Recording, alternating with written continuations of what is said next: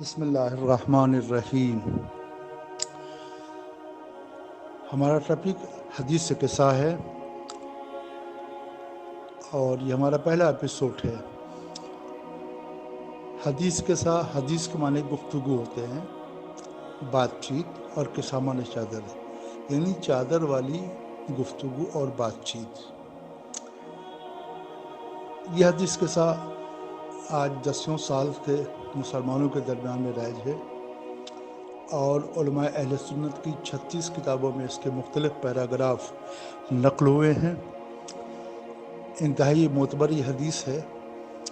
جسے رسول کی بیٹی حضرت فاطمہ زہرا سلام اللہ علیہا نے رسول اللہ کے بہت ہی معتبر اور بزرگ اور سبھی کے نزدیک، سبھی علماء اسلام کے نزدیک انتہائی شرف و عزت والے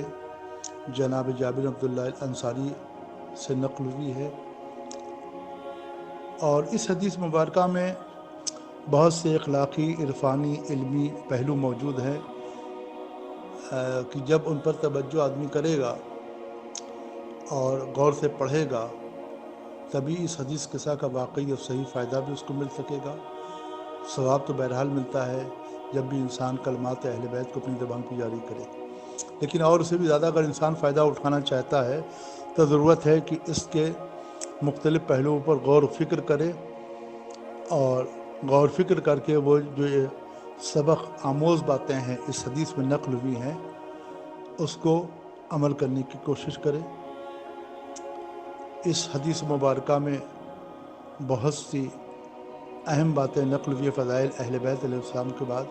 اور آخر حدیث کے سامنے پیغمبر اسلام نے قسم کھا کر کے، بلکہ 2 مرتبہ قسم کھا کر کے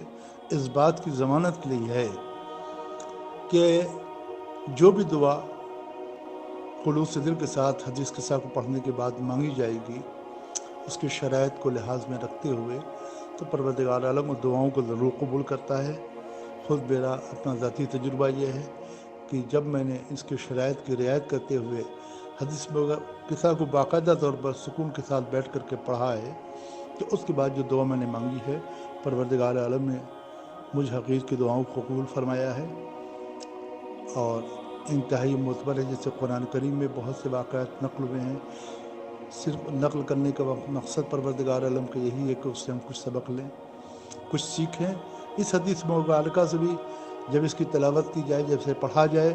تو اس سے ہم کچھ سیکھیں، ورنہ فقط زبان پر جاری کر دینا اور پڑھ لینا ثواب کی خاطر ثواب ضرور ملے گا، لیکن جو اصلی فائدہ اور اہم فائدہ ہے اس سے ہم محروم رہ جائیں گے۔ لہذا ضرورت ہے کہ حدیث قصہ کی محفلوں کو انتہائی سنجیدگی کے ساتھ انجام دیا جائے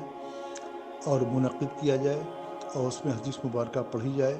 اور کسی ایک پہلو پر، کسی ایک سبق آموز پیراگراف پر توجہ ہر اگر ہفتے دی جائے